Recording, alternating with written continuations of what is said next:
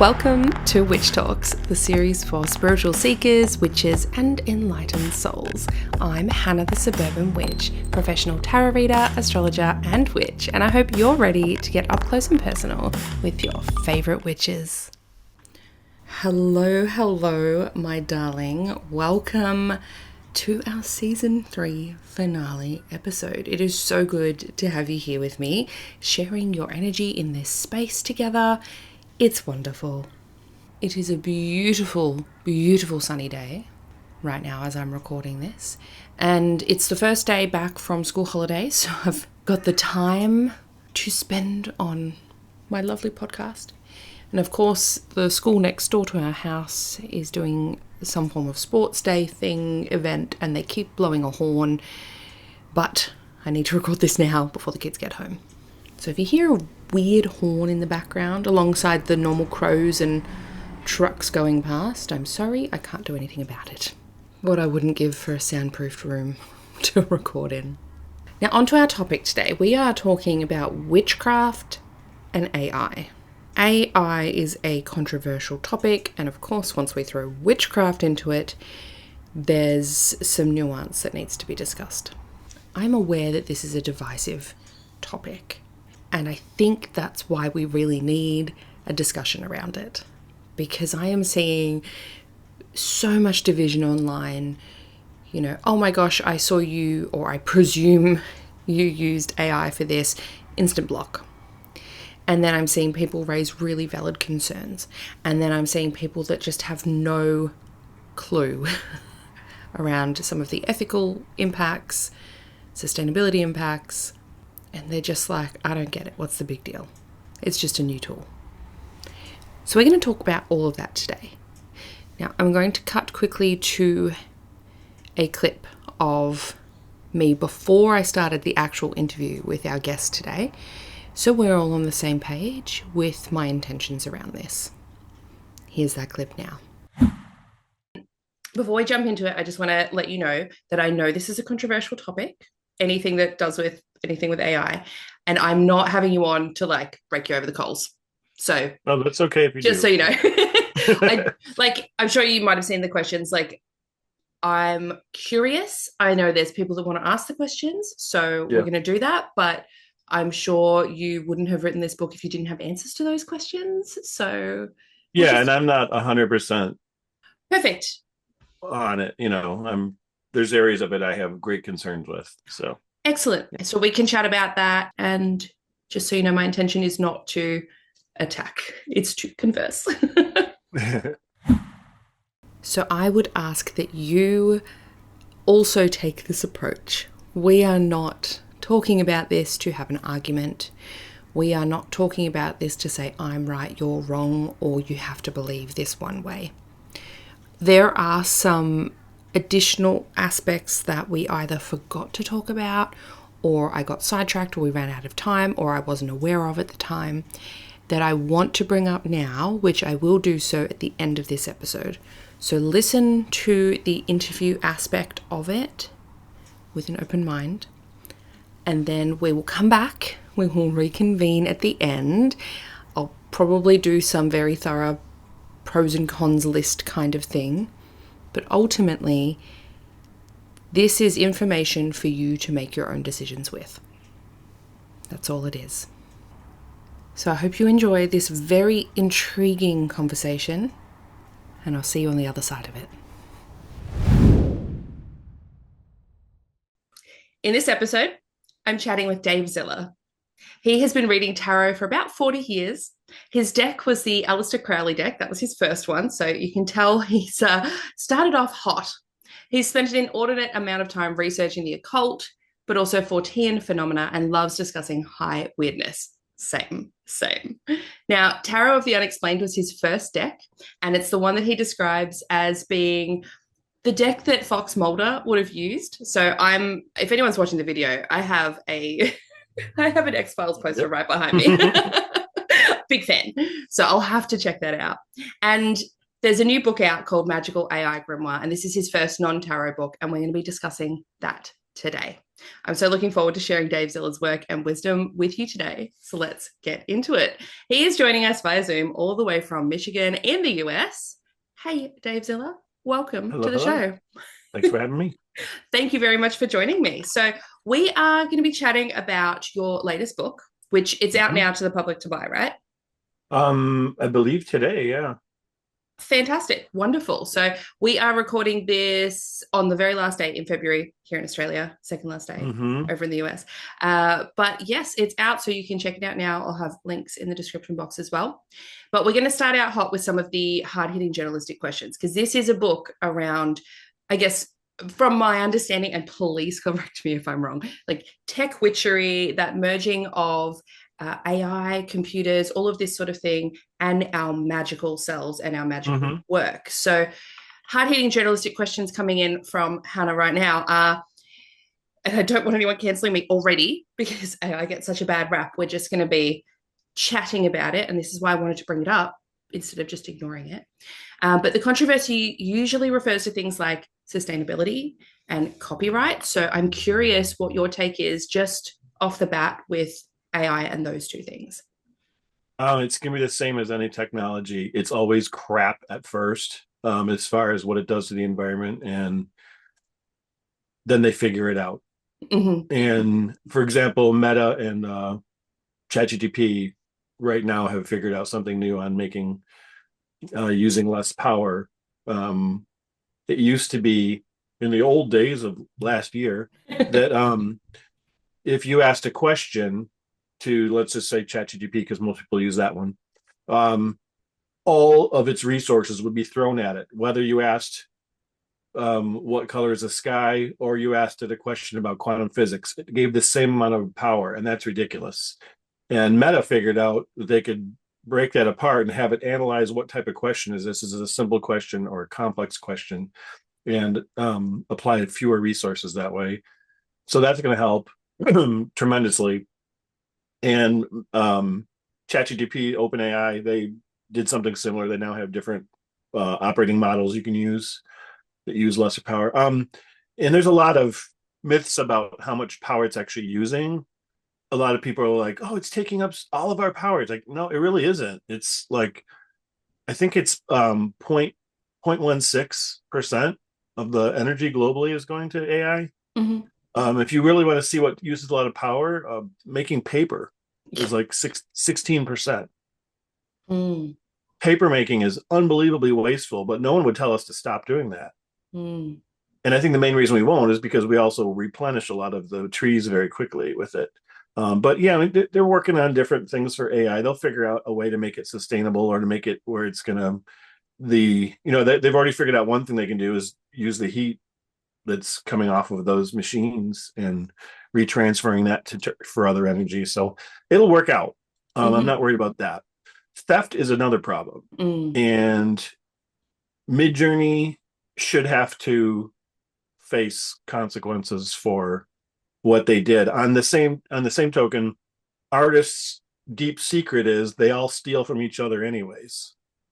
And you'll hear phrases among the art community like, well, if you steal from one, you're a hack. If you steal from 100, you're a genius. Mm.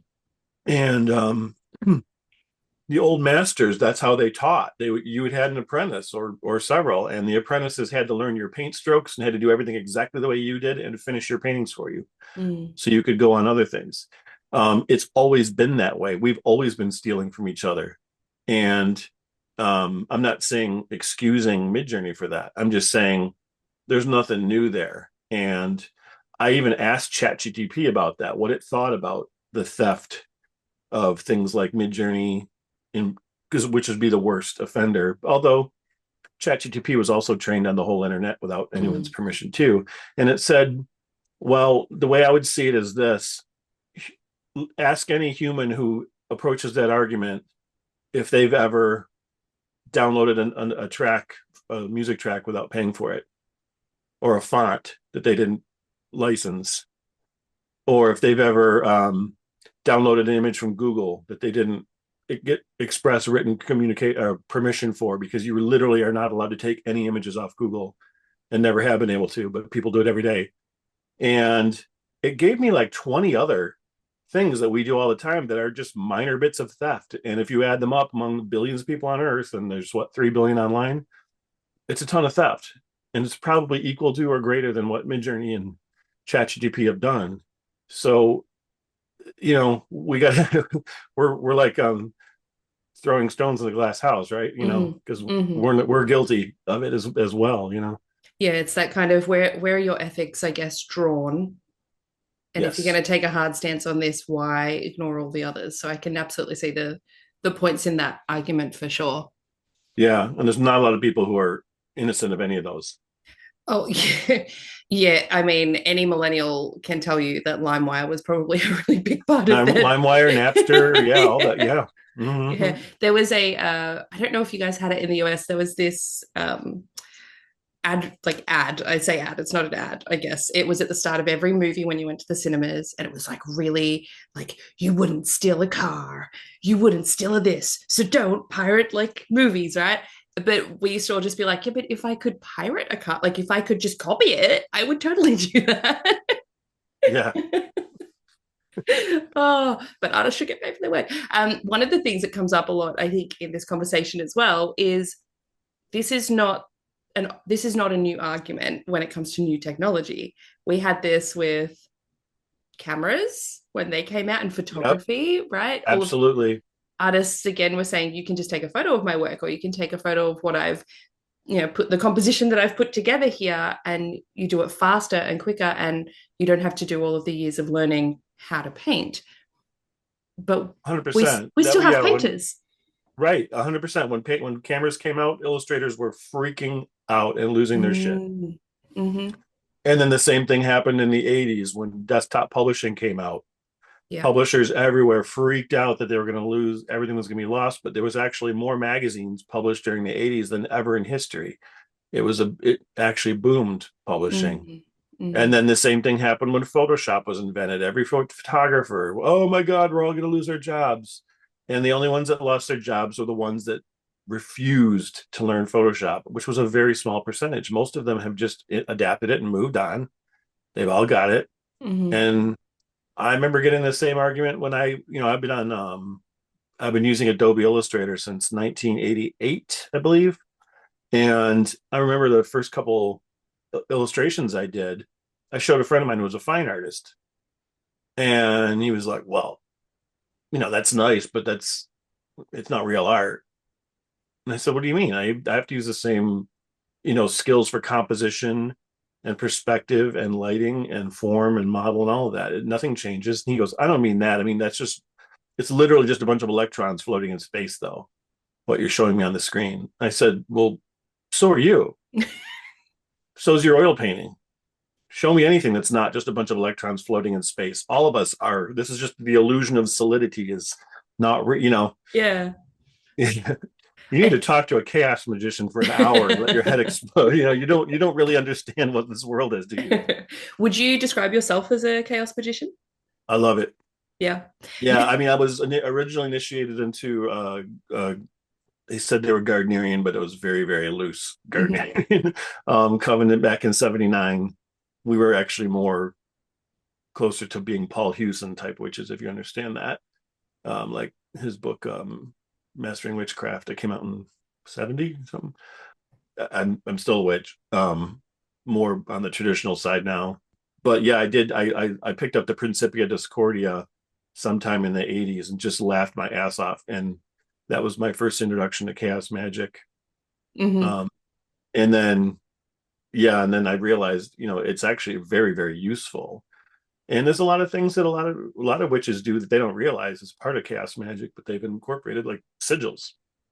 Yeah. You know, Yeah. I mean, sigils are incredibly popular online. They're incredibly easy and I guess accessible for a lot of people as well. I was using sigils mm-hmm. this morning. That was actually one of the chapters in my book is on how much sigil software is out there now for Yeah. creating those, and it's not AI based; it's just based on math and the old models for astrology or whatever model you're using. There's a bunch of Mm. different ones that use um, different grids and systems for creating the sigil you want. Yeah. I still like And doing them by hand, but Yeah, me too. So, There's I guess that sort of brings up another question with AI is I know as an astrologer, I would never touch it for any form of astrology because it doesn't have that nuance, it doesn't have that it I doesn't don't have math. yeah, like it's not yeah, it can't do These things aren't made equations. to do math. They're meant to do language. Hmm. And yeah, I know people all the time. They're like, I always thought I was a Gemini rising. That told me I was a Capricorn. I was like, no, Yeah, it's wrong. It's yeah. just making that up to make you happy. It really doesn't know. I don't know if it'll change or if they'll like tap it into some of the astrology data software at some point.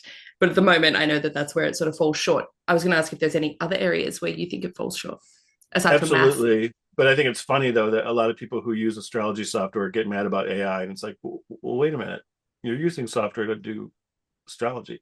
Yeah, yeah, How is that not absolutely. hypocritical? Anyways, um, another area I would never use AI for, Hmm. never, is herbalism, Yes, because yes. there's so many areas where a plant would change the way it looks, and there's so much with dosage. Hmm. An example I like to give is lavender. You 2 drops of lavender oil is a stimulant, 3 drops is a narcotic. It's Mm. 180 degrees flipped. Now, it doesn't know that. AI is not going to know. And it's bad enough that you see a lot of young new witches just dumping oils in and not paying attention to things like dosage, and you're like, oh, what are you doing? There's a reason there's recipes. There's a reason we have these things. That the energy's been thought out and worked out over centuries. So for some of these things, There's a reason it pay comes out attention in to that. drops, right? Yes, right. It comes out in drops. It doesn't come in a spray gun Hmm. for a Hmm. reason. And Yeah. think about with mushrooms how easy they are to get screwed up on. Um, Absolutely. And I've noticed that yeah. we were at a friend's place and they've got this like tree stump outside. And I was like, oh, cool. Is that turkey tails that are growing on there? I don't know. It kind of looks like them. Like it was growing in that. And I was like, that could be Hmm. oyster mushrooms, but they're a weird color. And I was like, I'm going to take a photo. And so I took a photo with the Google lens and it Yeah. came up. And then I looked at what mushrooms were suggested as it could be. And then I went and Googled those specifically to find out their characteristics. But when I did that, the little auto AI, because if you don't put minus AI in your Google search, it'll just come up at the top. Yep. And it was like, yes, this is an edible mushroom, like straight away. And I was like, whoa, we don't know that. You don't know that. You don't even know where I am right now. Like, oh my goodness. So that was immediately for me just oh, this could be so dangerous. So dangerous. Like Right. there's that element to it as well.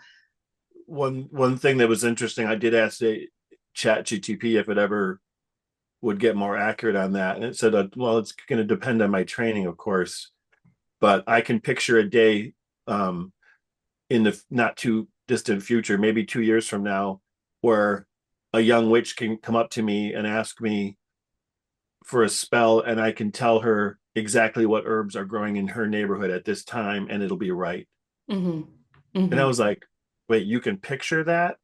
And I'm like, oh, it's actually questioning its future, and it questioned its own training too, because I asked it if it ever read, how do you know which books to recommend to Mm. people, because that to me is another sticking point. Look how many authors right now that we thought were really good are now being taken. Well, you don't necessarily know the private lives of people just because of their, like Neil Gaiman, for example, just because Mm. of their books. We wouldn't necessarily know that what they're doing behind closed doors, but um, bringing those, but still, you need to know, is an author credible or not? And I asked it, do you get to read reviews? And said, no, I really wish I could. That would be pretty smart, wouldn't it? But they didn't include that in my training. And I'm like, really?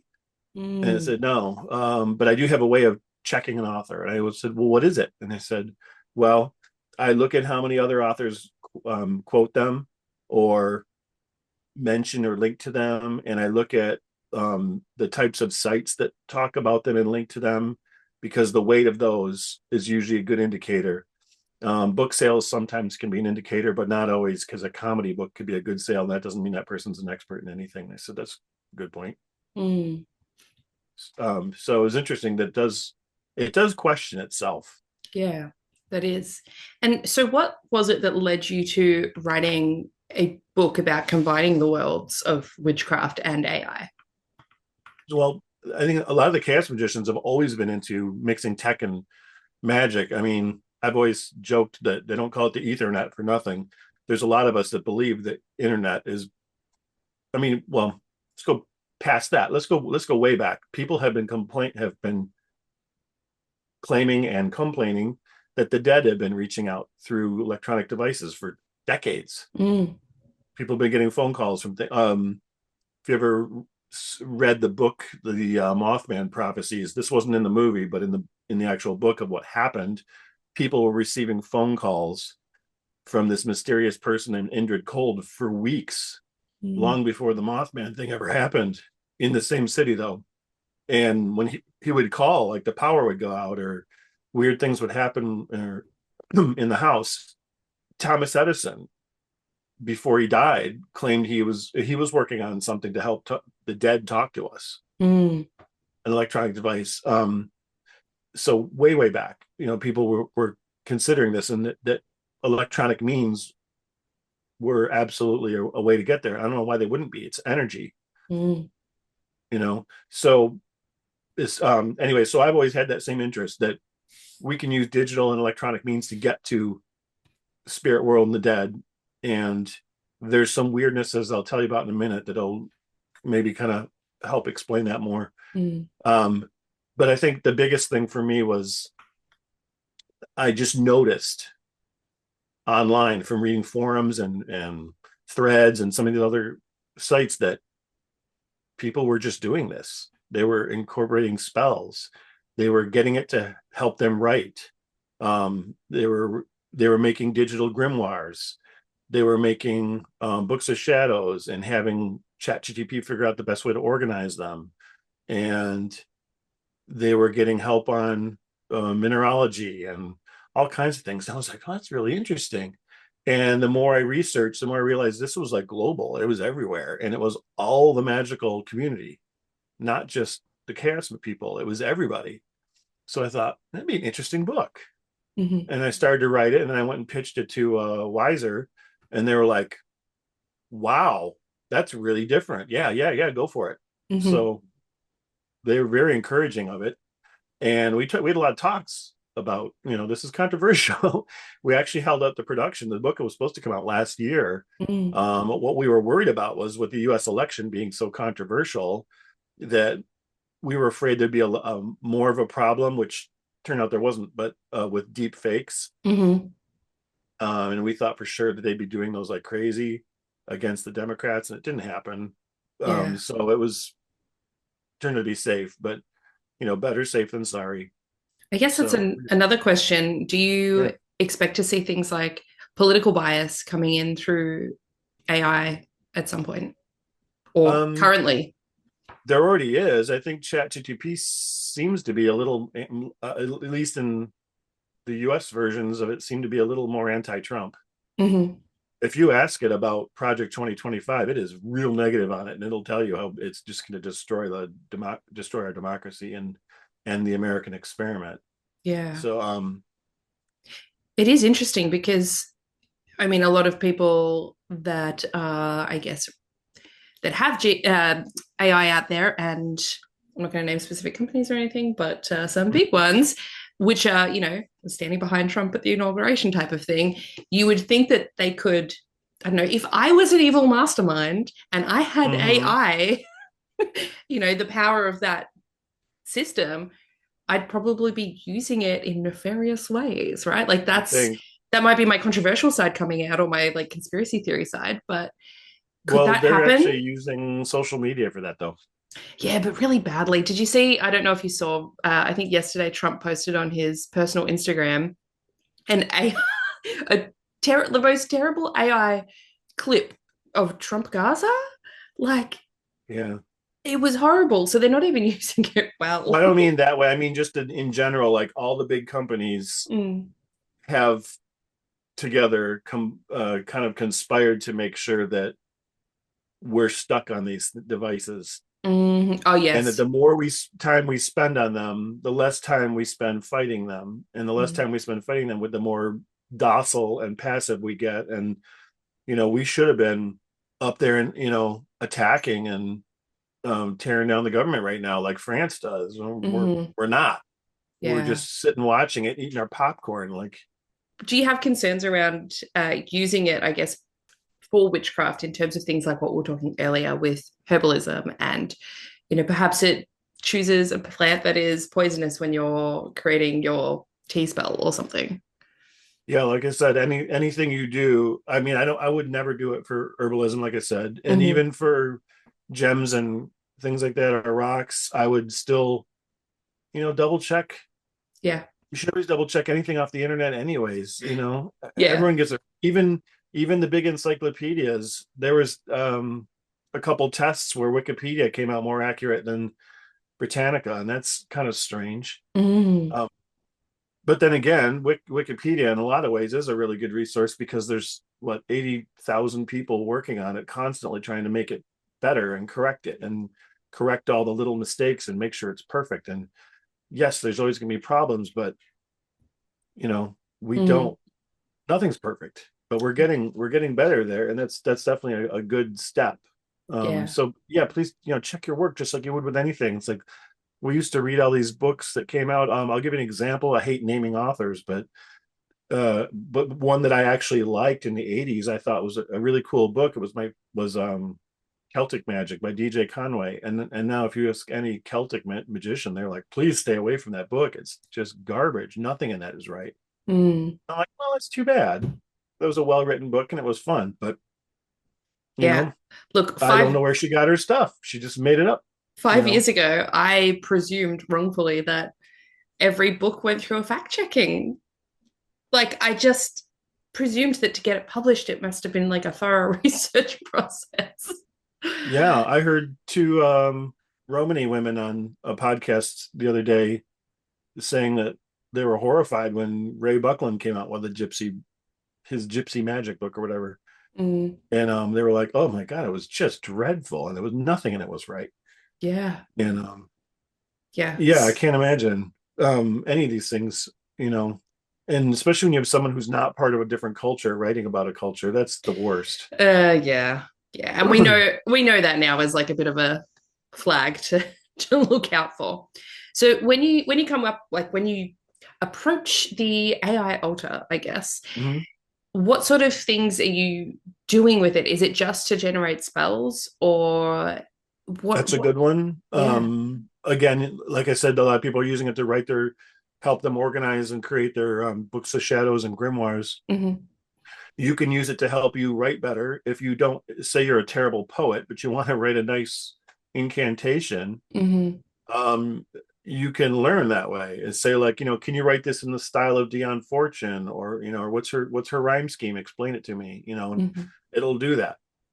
Um, I Please don't do it with living authors. I don't think that's cool. Um, but I think a dead author might be flattered. I don't know. Here's one thing about technology I learned from my madrina in Local Me. She said, I saw her. Well, we have a sacred herbal mixture we make called Omiero. And she was normally you make that with a mortar and pestle, and it takes a long time. There's a lot of herbs in it. And she was throwing it all like Cuisinart. And I'm like, are we allowed to do that? And she goes, honey, if the Africans had Cuisinarts, they would have fucking used them. That's perfect answer and perfect Cuban response. Yeah. Yeah, Yeah. she was amazing. But I thought about that. I was like, yeah, it's true. We get really we think about we can't do it this way. We have to do it the old way. Hmm. Especially witches. We're really out down on that, like doing things the old way. And it's like, but those witches did it that way because they had nothing else. Yeah. Yeah. If they had vacuums they'd have used them, they wouldn't be sweeping their house. They'd have used the Absolutely. Roomba. I feel like I go into both ways. Like I'm a rising Aquarius, so I do love utilizing new things and jumping, being an early adopter on things like that are tech related or really, I guess, pushing the boundaries of thought and Mm-hmm. things like that. I love that. But then there's this wacko part of me that's just like, oh, but maybe I should bake my own bread, and instead of buying flour, I should grind up wheat berries. Like, why does that little like homesteading goblin lives inside of me? She comes out to yell at the Aquarius. So. Part of that is part of Aquarius, though. I got both. I have a stellium. I have three planets in Aquarius and my midheaven. And Aquarius is obsessed with two things: the future and the past. Mm-hmm. And so, if you have a lot of or Aquarius in a major sign, like your ascendant or major placement, you'll notice that tendency that you'll be fascinated by future tech, but you'll also be fascinated by ancient things. Yeah, And yeah, yeah. and I just finished writing a novel, and it's set in 2000 BC. So yep, that tracks. That tracks. yep. So, if you're comfortable sharing, what's been your, I guess, favorite spell so far that you've crafted using AI? I'm not using it to do it. I'm just watching other people doing it and recording what they're doing. So this But is more of I've done them for the commentary. book, so I done them for the book. Mm-hmm. I did test some out to make sure they worked. Yeah, they all work. But Mm-hmm. on my own, no. I This is something that's like I'm kind of recording for everybody. This is happening. And if you want to know how to do this, I'm going to show you because I Mm-hmm. happen to be an AI expert in addition to being a witch. So Mm-hmm. I'm kind of well placed to do this. Is it my thing? Not so much. Mm-hmm. I'm still There's still things I like to do the other way. And also, I mean, my main thing is when I got initiated into Lukumi, that's kind of taken over a lot. And it's different when you have Orishas in your house, they like you don't have to do magic as much as you used to, because Mm-hmm. they do a lot of stuff for you all the time. Especially having the warriors like Elegua and Ogun and Ochosi around the house. It's like, man, I feel bad for anybody that tried to mess with someone with who has those Orishas in their house because they'll go crazy after you Mm. and they're relentless. Is Lukumi, is that that's one of the African traditional religions? It's one that Like, is it got wrongly called Santaria. okay? Yeah. Is it similar to Yoruba? Yes, it's from the Yoruba people Okay. of Nigeria. Yeah, amazing. hmm How did you get into that? It calls you. So I mean, I've had people going, "You're culturally appropriating an African religion." I'm like, tell that to the Orishas. They picked me. Lukumi is originally the whole term is La Regla de Ocha Lukumi, and it means owners of the selected heads. Mm-hmm. The Orishas pick who they want to be initiated in their religion. And if they don't like you, there's signs in the divination system, the Mm-hmm. Dilagun, that we call the white boy go home signs that are like, you aren't meant for this. Mm-hmm. You don't got the funk in you, so get out of here. And I got my first reading was you destined to be a priest. Mm-hmm. And then I did go through that long thing, got it. You know, it's a year-long initiation. It's grueling compared to anything in witchcraft. Mm. Um, and in Brazil, it's even longer. I think theirs is 7 years. Can't even imagine. But you Mm. get used to it. I don't know. It's Yeah. just weird because you can't touch anybody. You can't other than your partner. Um, like no shaking hands. You got to wear all white. No scented products. Can't look in mirrors. Can't look in reflections. You have to eat in the floor. All you get is a bowl, a cup, and a spoon for the whole, for the year to eat out of. The Wow. day you get to use real forks and things again, and have oh, it's so nice. Yeah. I couldn't wait to put black on again. My year was over because I was a little goth kid when I was young. So I was like, oh man. Yeah, I can imagine that's so I guess it comes into all areas of your life, and that's probably the point of it, right? It's a sacrifice. Yeah, you give up a lot of yourself and and you're not even you even give up your name. I mean, obviously they give you an African name, but they also in when you're around people in your religion and you're going through your year, they won't even call you by your name or your African name. They just call you the Yawo. You just become a noun. Yeah. They say, "Where's the Yawo?" And you're a thing during the year Mm. because you're dead essentially, and it is weird. You're Mm. psychically wide open for the whole year. You see the dead all the time, and it doesn't stop. It was really frustrating driving and seeing bodies on the road and Mm. realizing, wait a minute, they're not there. You know, that was horrifying. But then after the year, it kind of settles down a bit. Yeah, yeah, that does sound like a very deep initiation. Thank you for sharing. Hmm. So, Yeah, it's intense. would you say, have you seen people speaking through AI or using AI to speak to spirits and deities? And Yep, I would they're presume conjuring demons. Orishas wouldn't speak through it, but I don't know. Maybe they would. I, I mean, I don't know if they would or wouldn't. I haven't tried it, and I think I would feel very um disrespectful if I tried that. Hmm. Um, in fact, I can kind of feel my yamaya in my head right now, kind of going, hun, no, no, no, no, don't. So no, I'm not going to try that. But I think you could. Hmm. I used to think the Orishas were very, very. They stay in their lanes as far as gods go. They don't really show up to people who don't come to them. But then I've seen some witches online who said, "Yeah, I was working with Pan, and all of a sudden, Elegua showed up." And I'm like, what? That can't happen. And then they described everything. And I'm like, oh, yeah, that's Elegua.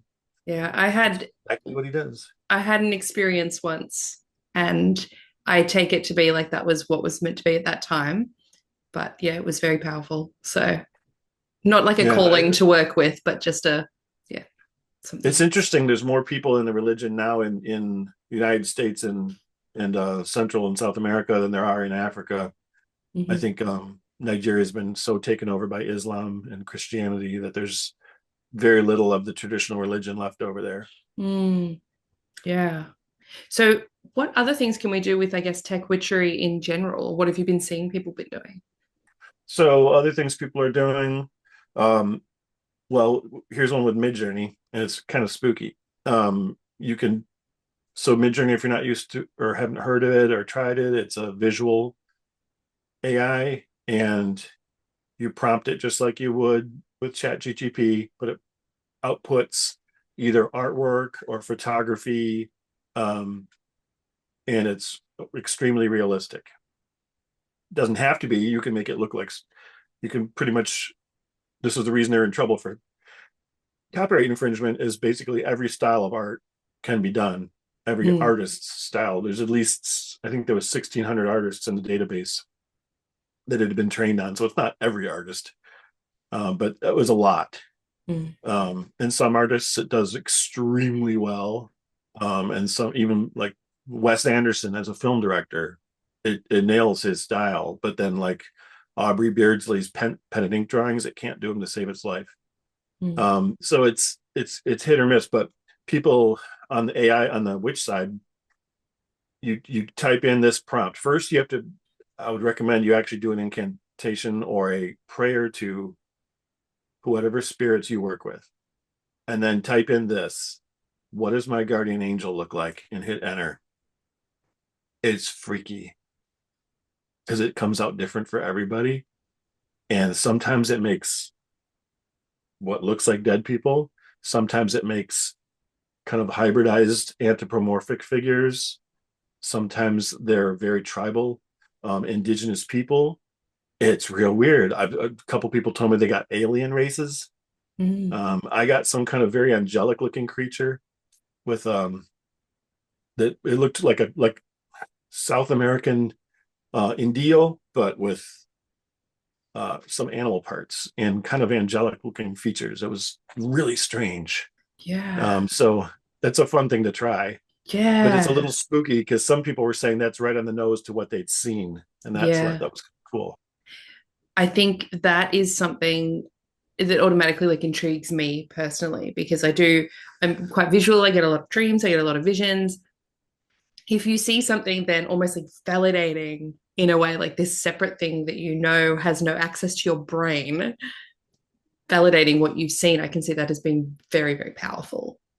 Yeah, but again, I don't see why the spirits would be prevented from using the internet to Yeah. contact us. Yeah, So we do. that's the whole thing, you know. We do. People talk about angel numbers, right?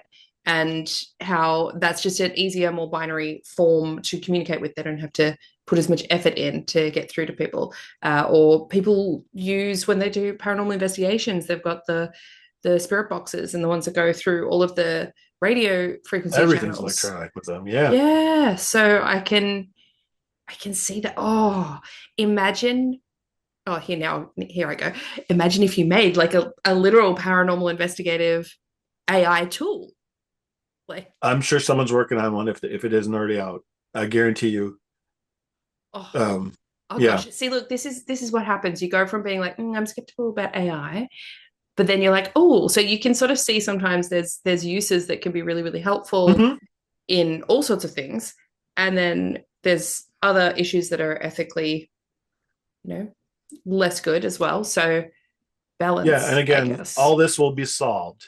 Yeah. All the bad things will be solved, and people that are freaking out now, it's like, yeah, you got a right to freak out now, Mm-hmm. but don't ignore it and don't not learn it, because you're going to be the one left behind. The haves and have nots of the future are not going to be as much, well, they still will probably be the billionaires versus the rest of us, Yeah. but there's going to be an awful lot of, did you keep up with digital or did you not? Mm. Because if you did not and you were a luddite, you I hope you got a big farm, because Mm. be surviving. This is something that's just we're gonna have to deal with. I think that's one of the things. It's become almost it's in everything. You can actually, if you're online, you cannot avoid it. AI Well, and is almost on every website, on every app. it's been in things that people didn't even think about. It's all facial recognition, Mm. captcha forms, any Roombas, that the vacuums are, Yeah. are AI, Grammarly, all Mm. those grammar checkers, those I are think AI. I think that's another I guess aspect to the ethical question is like a Roomba is probably not really going to steal anyone's job. Like maybe if you have a cleaner, but it's not doing all of the jobs, right? But it's doing a practical thing so we can spend time doing our creative work, which is what I think is a great use for any Yes, technology. But yes. then when it's like coming for, I guess, writers and creatives, that's when people are like, whoa, whoa, whoa, I want to be doing creative work. Like putting people But out of, I guess, those industries is what people are worried about. yeah, and I think part of that is that there's lazy hacks that are going to try and do that. And like, I don't know if you've seen all on any bookstores, especially the online ones like Amazon, that there's an awful lot of books, well over 100 books by some woman named Mari Silva. Mm. I've seen, if All not, AI. She's not a real person. yeah, She if does not not that, I've exist. seen this issue pop up a lot, especially in witchcraft books, where they're just pumping out these AI written Junk books nonsense. Yeah. And that's, and tarot decks that were made in yes, Midjourney. yes, absolutely. Yeah. So it's hard because those lines will start to blur. At the moment, we can often see like, oh, that's obviously AI, but then we see things and we're like, actually, that's kind of good. Like, for example, I did a recent podcast episode on the Millennial Tarot deck. I had no idea that AI was used in that. And I now I know it was on the back of the of the box and I just didn't read properly. But I just had no idea looking at it. It didn't give me, I guess, uh the call Uncanny Valley. signs. Yeah, it didn't give me that of other ones that I've seen where there's, a hand where it shouldn't be. So yeah, and that's because the creator worked really hard on modifying those images afterwards. So yeah, it's going to get harder to distinguish between it in a And way. I think, I mean, there's good uses for it for creatives. Like, what I use Midjourney for most of the time is, I got to show a comp to a client real quick. I just mock something up fast to go, it's going to be like this, but my style. Mm. Or making mood boards. Mm-hmm. You can do them instantly. At some point, it'll be easy to do product renderings for companies, and that'll be really helpful. That kind of thing might take some photography work away from some photographers, but it's really grunt work photography that nobody really likes, those jobs where you just sit there and just take the same shot and then turn it, take the same shot, turn, no one likes that work, but it does pay. But you could say the same thing about 3D artists. They've been able to do that stuff for years, Mm-hmm. and they probably took a bigger chunk of those photographers' work away years ago, because 3D art has been so realistic for so long. Yeah. I mean, I think the first time I saw it was the first movie that really made me realize CG was going to be insanely realistic was Jurassic Park. I mean, when that was in the theater and I saw like the dinosaurs' necks were like wobbling when they were breathing, and you could see the ripples of their muscles moving. I'm like, this is insane. That This movie, is so real. it still holds up. I watched it It recently does. And I'm like, this is still amazing. This is great. Yeah, the Excellent movie. dinosaurs looked so real. And Yeah. yeah, and that was to me like can you imagine like think about that in the 50s? That would have been Ray Harryhausen making little rubber and wire models and moving them one frame at Hmm. a time, like they did for all those terrible Valley of the Gwangi movies and stuff Well, like I that. guess you kind of see where cinema came from, right? Like the very first, I think one of the very earliest movies was a train coming towards the camera, and the people in the audience ran out of the cinema Oh, sure. because they couldn't yet decipher between real and film. It just wasn't in our brains, our experience. And now, It's we still can't.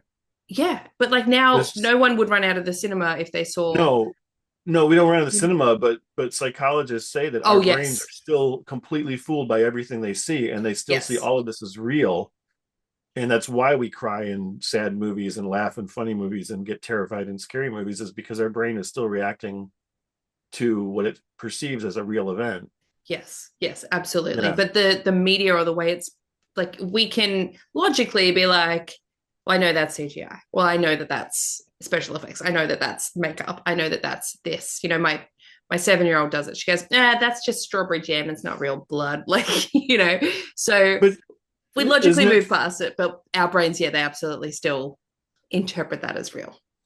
That's why and isn't media it consumption is so important, like yes, monitoring it. Marshall McLuhan was right about all Yeah. that. Yeah. Isn't it funny though that we are getting mad about AI imagery looking too real, but when we see it in movies, the CG imagery, we want it to be better and better and better, and we keep complaining when it's not. Oh, that ship looked so fake in that one scene. It's like, well, Yes. Yes, that's a we're such valid point. hypocrites about these things. One thing we didn't talk about earlier with the sustainability that I just want to touch on before we jump off is the water usage aspect. I know it takes a lot of water in terms of training the AI systems in the first place and cooling the, I guess, data centers. What's your take They are. about? That's another thing they're working on is finding. I think Meta is actually ahead of everybody on this because they just found a whole new way of computing that just doesn't use the same kind of power consumption. And I don't just mean analyzing the questions, but even the way the data is working is different, and it's really clever. They're gonna really help get this down, and we're finding better ways to do this stuff. Yeah, water's gonna be an issue for a while. I think I'm more worried about when it comes to water. I'm more worried about things like the mile wide island of plastic in the middle of the Pacific, or you know Absolutely. Yeah. that sort of thing bothers me. Like that's a problem now. I'm not worried about.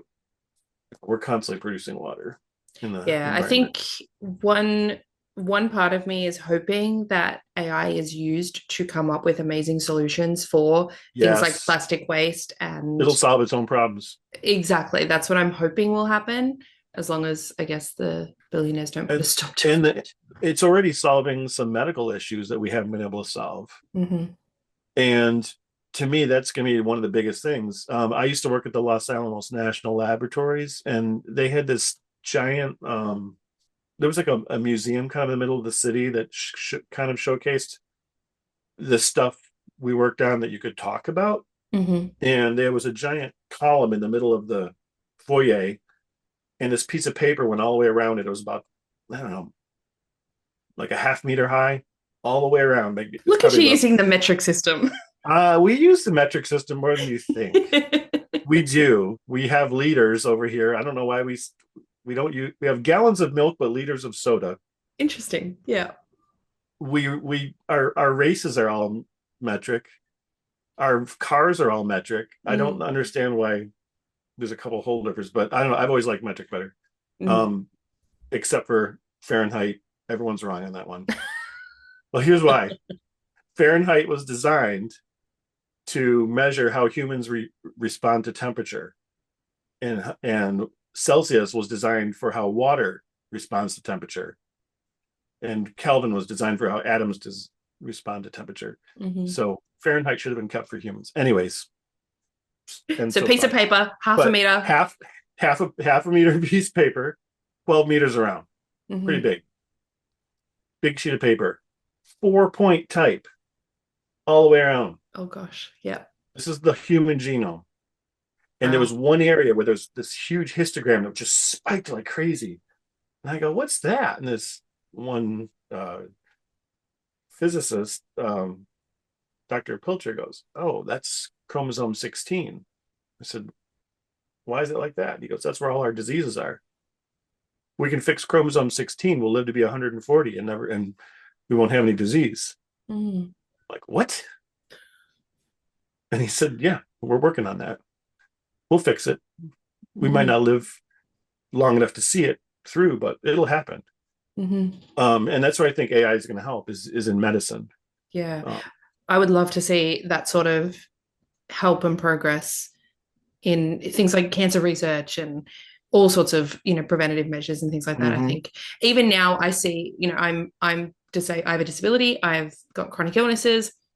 And for me, the amount of times that I've used just Google, right? Not AI, just Google to go to the doctor and say, hey, this is my issue. This is what I need. And the doctor's like, huh. And then I watch them turn around and Google to double check. And I'm like, so you tell me not to be a Dr. Google, but you're Dr. Google, right? Like, but then it turns out like the thing I asked for is what I needed and I'm good. And I've saved time. I've saved a lot of trauma, like medical trauma being not believed and pushed from this person to this person.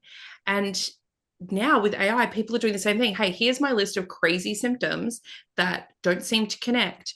What am I missing? What do I need to check? Mhm. And I think that, from my perspective, health wise, is so helpful to avoid the gaslighting and the medical trauma that often happens, especially to people who are, assigned female at birth or traditionally racially like underrepresented as well through medical research Sure. and that sort of a thing. So I think we can see some really interesting, that ethically, if I'm weighing up the ethical things, I'm like, that brings that up higher, It's so you massive. And know? you just brought up a giant one when you said people who are underrepresented. If you look at Yeah. all the medical research done in like the 50s and 60s, almost all of that was done on American males. White men. White Yes. American males did the majority of the research in the 50s and 60s, and the rest of the world got that stuff. And they just assumed it applied to women. It didn't. Mm-hmm. Mm-hmm. I had a really progressive teacher and professor in university, and he said, we're going to talk about the superiorities of men over women and then women over men. And for or women over men first, and we did number your paper like 1 to 25, and we went through like 25 different ways women were biologically superior to men. And then he said, all right, now let's talk about men over women, number your paper 1 to 3. And all the women started laughing. He goes, all right, men have greater capacity for physical strength. We can reproduce up until the age 70, and we can write our name in the snow while pissing. And that was it. And one woman said, I could write my name in the snow while pissing. And he goes, can you choose a font? It's very impressive of her. Love that. But it was true. I mean, we know now. I mean, it's like we're half step lower on the evolutionary scale. And for us to have been the measure Mm-hmm. was ridiculous, Mm-hmm. stupid. Yeah, most So, medications even now are still tested on men, which means that like, and they've shown, there's been recent studies that have just come out that are about how side effects are so much worse for women a lot of the time with mhm. medications because of hormonal differences and all sorts of other things. So yeah, it's definitely something, an area that I think would be very interesting. Obviously, getting medical advice online, we still need to check with our professionals and all of that, but using it in Yeah. your arsenal to go in and advocate for ourselves. Other times, right? Like I've never had a good experience in a hospital ever. No, We have great healthcare here, but just in terms of especially presenting with things yeah, like, oh yeah, it's good. Presenting with things like, I've never had to pay for the hospital. Migraine when I go in there, mhm. you just like pushed aside. There was one time they gave me fentanyl, forgot I was in the hospital. No one checked on me for 24 hours. Like that's so bad. That is so, so, so bad. But I'd been in pain for, an intractable migraine, which means it doesn't go away, at like 10 Yeah. out of 10 pain for 2 weeks. I did not have the spoons available to complain, to write a letter, to do anything. Now I'm like, I could have, this was 2 years ago. I'm like, if this was available, I could have said, ChatGPT, this is what's happened. Write me a complaint. Like that's a time when you don't have the resources or the skills in that moment, but you still need to advocate for yourself. That's something that could be really useful. I can see that being like that as well. 100%. And I sympathize. I get terrible migraines too. And I think 23andMe is AI based.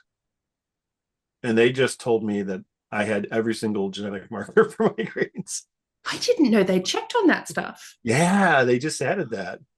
They added migraines and uh AFib and a couple other things that I found out about. So I will be checking that. Thank you. So I guess bringing it back to magic. So you're not really using it yourself. This, I guess, is more of a book on commentary.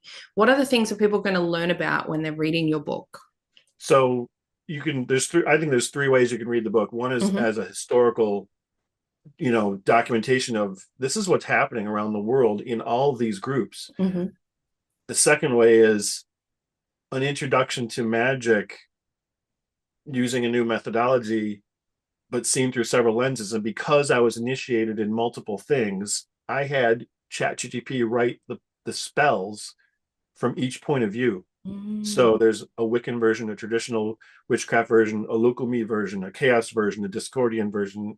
Sometimes I think I got one or two in of Palo Mayombe, which I was initiating as well. And so there's all these different ways of seeing the same spell. So that alone is interesting enough to see what's different and how we approach our magic differently. And then you can also view it as I just want to learn AI.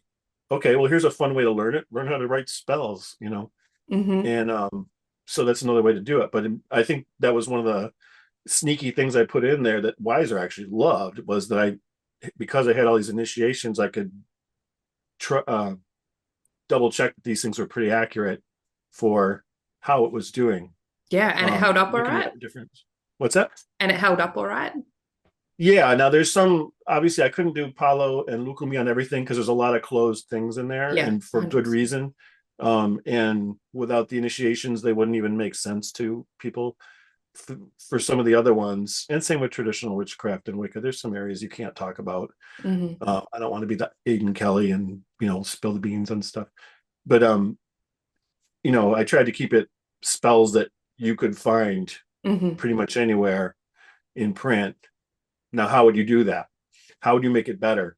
What would you substitute? And that was one of the things I started the book out was an imaginary story about a girl out in West, rural America who doesn't have a metaphysical shop. And she wants to do this spell to Melusine, but she doesn't have the stuff. So she asks ChatGPT can you write me a beautiful prayer to it? So it does. And then she says, I don't have some of these ingredients.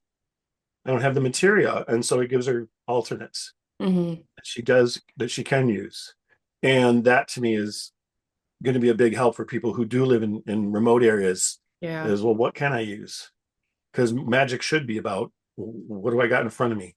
And I think as well, looking at like different parts of the world, a lot of books about witchcraft are written either in the UK or the US. And I'm over here in Australia going, I don't think it's ethical for me to import all those ingredients, or like I don't have access to all of those. What about eucalyptus out here? This specific type of eucalyptus, what's that going to be helpful for, right? Like that could be a really useful way. I know. I was just waiting for someone to write a traditional witchcraft book from Australia, and because I would love to see what you guys use and how you interact with the spirits down there, because they're so different. And just being on the under hemisphere where even all the Sabbath. Yeah, all the winter's opposite for us. Everything. Yep. Everything's different. And like I'm in the subtropics, so we don't even have a lot of difference in the seasons. Like my window outside looks the same all year round. Right? Yeah. Like sometimes we get more thunderstorms. Sometimes it doesn't get cold here. So it gets hot or hotter. Cool. Yeah, it gets cooler, and I will say I'm cold, but it's really like 25 degrees, in winter. Like it's that's not cold.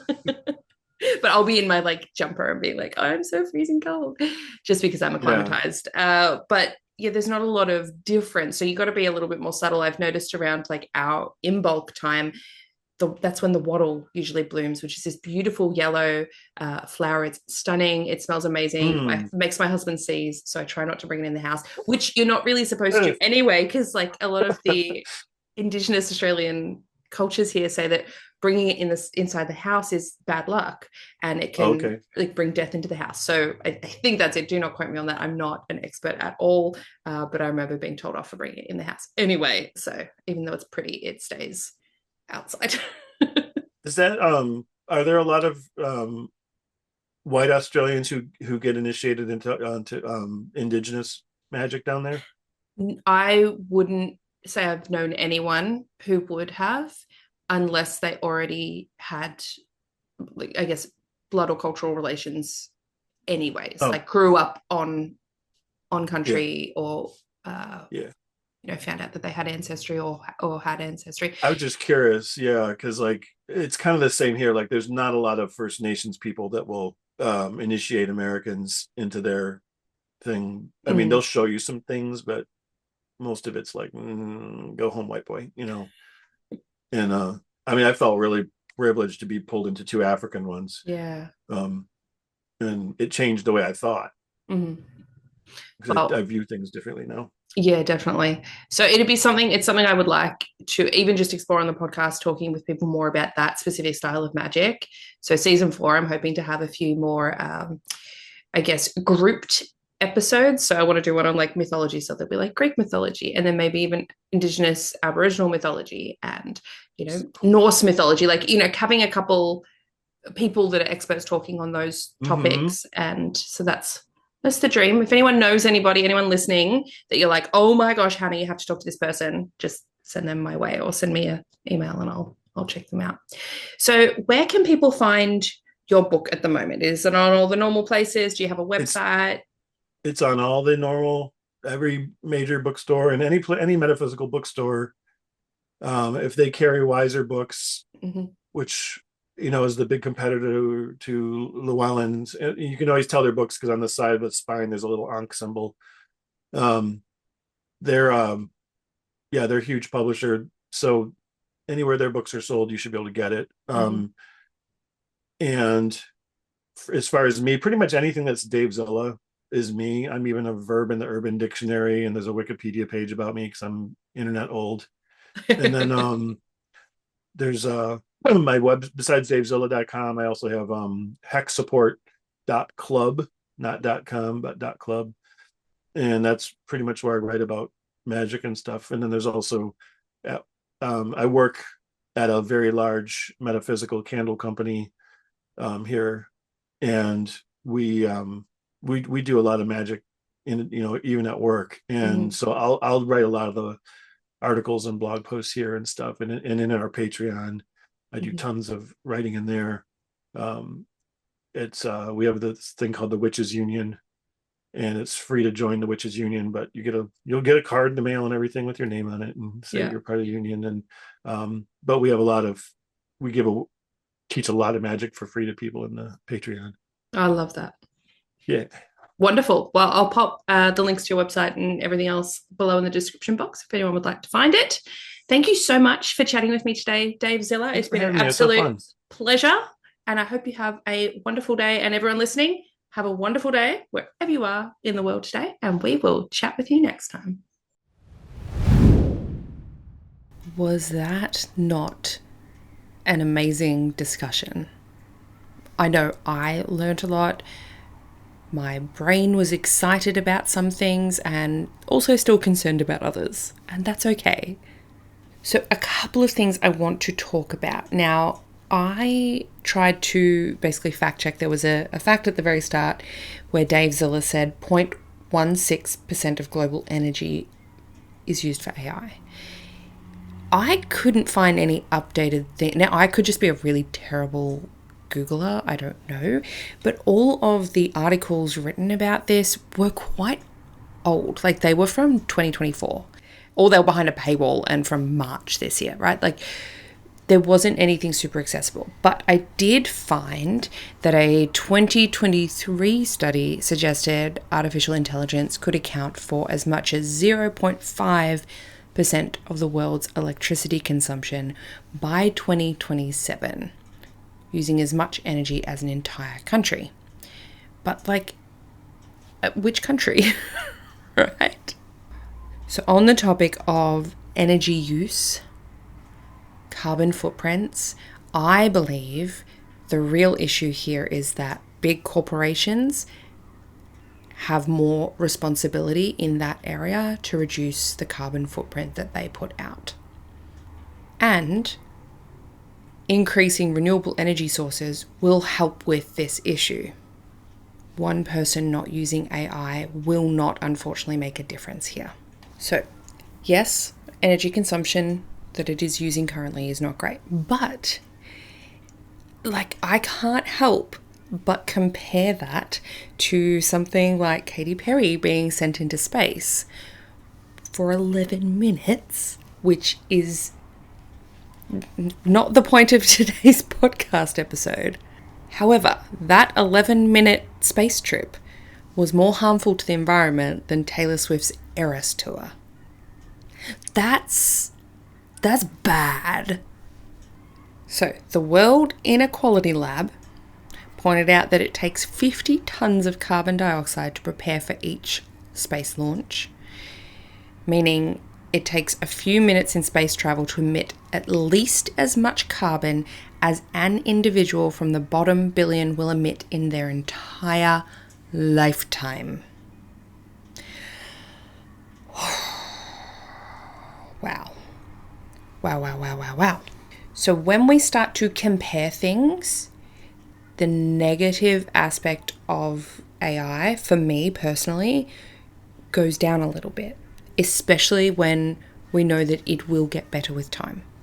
If we can, vote accordingly for parties that are concerned about renewables and increasing renewable energy sources, that will also help as well.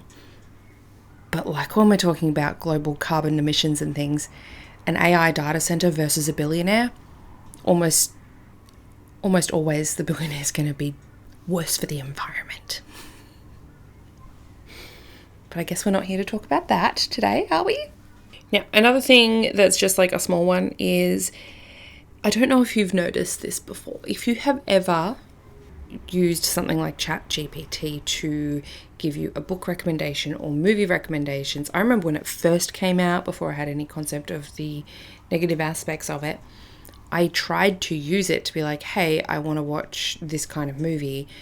What is similar to this and where can I watch it? And it gave me this whole list and was like, yeah, watch this one on Stan and watch this one on Disney and watch this one on Netflix.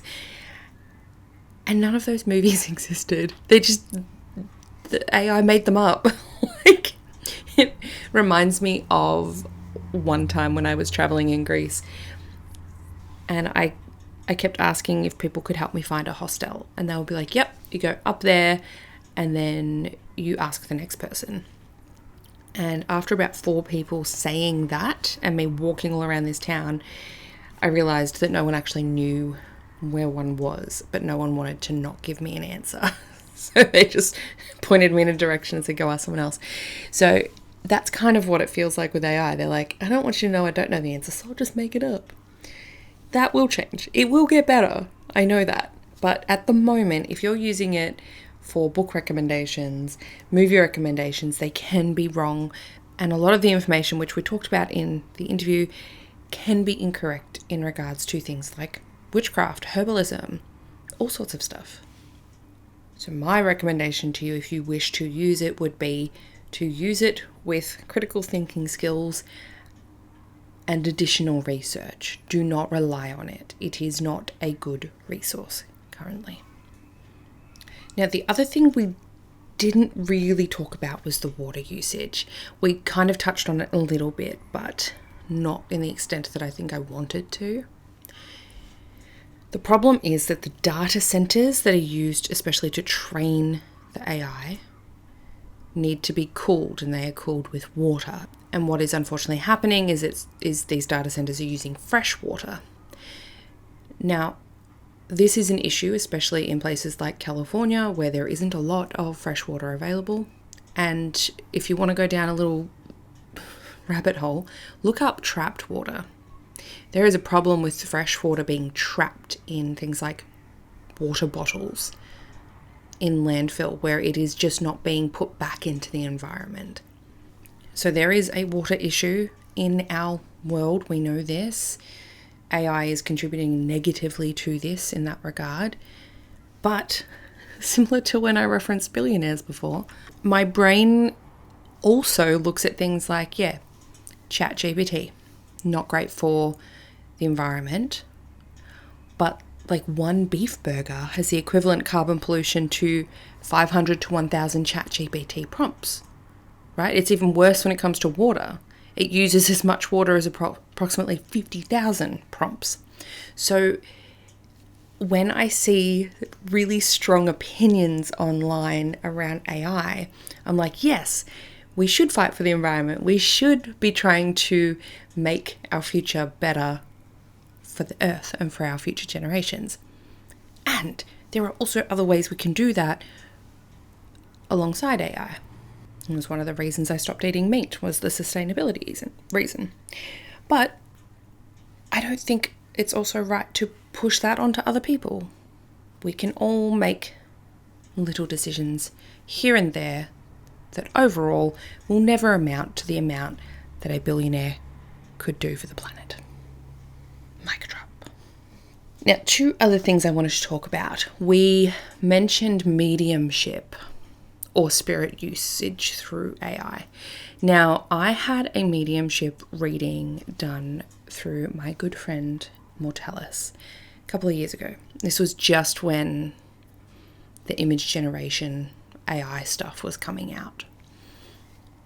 And God, I wish I could remember exactly what they did, but Mortellus basically, I feel like they did something with typing in a code in binary or something like that and putting it into the image. I can't remember. It was really cool. It was really cool what they did, and I feel like I've talked about it on the podcast before. And it came up with an image that was going to help us get extra information for what we were looking into during our session, and it was very freakily accurate to what was going on that I had not, and we're like cross-continental, right? Mortellus is over in the States, I'm here in Australia. We were doing this on Zoom. It was wildly accurate, mind-blowing, etc. And at the same time, it gave us some really useful information. So I personally do think that spirits can utilize technology. That is not outside the realm of reason for me. And I've had that personal experience with it. Lastly, there's I don't know if trend is the right word. There is an issue that I have noticed where people are talking about addiction around AI. People being addicted to turning to it or using it to write their things or do whatever they're doing, to the point that, and I've seen authors come out about this, they used it for help in a book, and then it got to the point where the book was published and they couldn't tell what they'd written and what AI had written. Now that is very concerning to me as a creative. I would look, to be very fair, I have done this not with AI, but I have found documents on my computer and I'm like, oh, what's this? And I read it. I'm like, oh my God, when did I write this? Did I write this? I did write this, right? And it's something I wrote, 5 years ago and forgot about. But when it comes, I know I wrote it, right? It's on my computer. I remember the story after reading it. I just forgot I wrote it down. But when it comes to, you can't tell the difference between what you wrote in your book and what AI wrote, that's not good. that is very much not good. So personally, I have ethical boundaries, especially around writing and creative aspects. And you may agree or disagree with me. That's okay. I don't think it's something we should be relying on. I personally probably won't be using it in my magic at all. That's just not how I do magic. But I can see the solutions we can get medically, sustainably for the environment. I've noticed that many of the AI systems lean more left politically, like myself, which for me, I'm like, great, that's equality for all, right? And if more people can see that, that is a good thing. But I definitely don't want to discount the concerns around sustainability, copyright issues for sure, addiction to AI, all of that. But I hope this episode has given you some food for thought around this topic so that you can approach it with more information and make more deliberate choices in your use of AI, technology, tech witchery, and all that jazz. All right, so we are at the end of season 3. This is episode 90. I've done 90 episodes. That's so many. It's so many. Just a huge thank you for being here on this journey, whether this is the first episode you've listened to or the 90th episode you've listened to. I'm so grateful to every single person on the other end of my microphone. I'm grateful to every single person who leaves a review or a rating or tells a friend about the podcast. I am so, so grateful. This is not the last episode that I'll ever do. I promise you that we will be back. Witch Talks is not going anywhere. However, dude, I got big plans. I got such big plans, and podcasts are quite time consuming. They're quite time intensive. And I have 90 episodes there that are filled with amazing information, and that's not going anywhere. So this is just to tell you I will be taking quite a big break. My plan is not to record any more episodes this year. So that means likely return of 2026, but I haven't got a date yet. I know, it's okay. You can cry on my shoulder. And if you're like, but Hannah, how will I get my fix? Well, baby, I have so much more for you. Firstly, there's my YouTube channel, which gets updated weekly with a new video every single week. I just released one, which is my witchy evangelical reaction to the adult cartoon series Has Been Hotel. It is a masterpiece. You should 100% go and watch that YouTube video. So you can get your fix from there. I've also got all of the behind the scenes interview episodes for the podcast over on the Suburban Witches Society. So you can go and watch through those. Hear all the things that didn't make the cut. All the behind the scenes conversations after we stopped recording for the podcast. See how I weirdly go ba-dum-tsh at the end of most interviews to be like, we did it. I'm a massive cringe-worthy nerd. And of course in the society, there's so many more resources every single month that you can get from me if you need that witchy fix.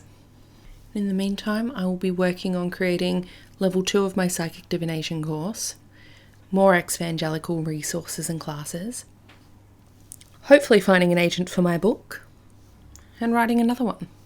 I hope you have a wonderful day and a wonderful rest of your year, wherever you are in the world today, and I will chat to you next time.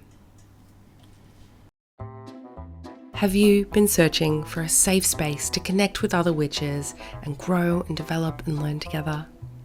The Suburban Witches Society will bring you knowledge and friendships that are spiritually aligned, plus a whole heap of fun. You will get access to our private community Facebook group and group chat, which that chat pops off. There are monthly group calls, you get a reading with me, you can do Q&A, and we all just chat and hang out together. It's like a slumber party. You are welcome to wear your pajamas. This is not like fancy influencer witches on a Zoom call. We are very real over here. You can take a peek at behind the scenes episodes of the podcast that are uncut and you get access to them before anybody else. There's a resources section where you get PDF downloads, you get access to classes that are not available to the public. Here is what one of our members, Brandy, has to say about her experience in the Suburban Witches Society. Signing up to the society has been the best present to myself. My witchy knowledge has exploded and I've forged some of the deepest friendships in this group. So come and join Brandy and everyone else in the Suburban Witches Society, meet your new witchy best friend, and get a little bit closer access to yours truly as well. I hope to see you there.